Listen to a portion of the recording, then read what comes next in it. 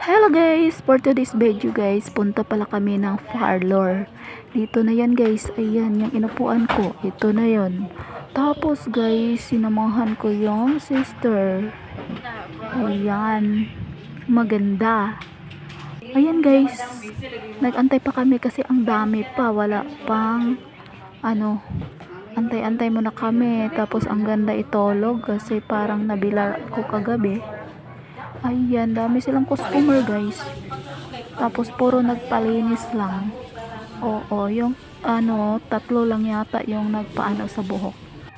Then sabi ko, hanggat hindi pa natapos yung ng pedicure, manicure, ay magpagupit muna siya. Tinatapos na lang yung paggupit niya, pagkat sa hair. Pero, hindi pa natapos pag pedicure, manicure. Oh, antay muna kami saglit.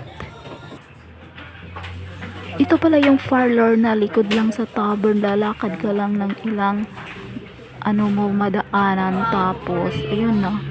Doon banda yung beauty salon. Pero okay naman guys. Maayos naman. Na-surprise ako guys. Kasi nilibre pala niya ako. Ayun, masaya naman ako. Bago pa rin ako nagpalinis noon. Tapos sabi ko hindi na. Sabi niya, ngayon lang ako nag-libre. Kaya sabi ko, sige na lang. Palinis na lang din. Kaya yan ang gandang nilinis guys. Kasi, mura siya guys. Og artificial na koko. Ang ganda guys. Kasi wala siyang platinum. Tapos yung ginamit, yun lang at cutex. Oo, pero maganda naman at least nalinisan. Tapos, okay, thank you.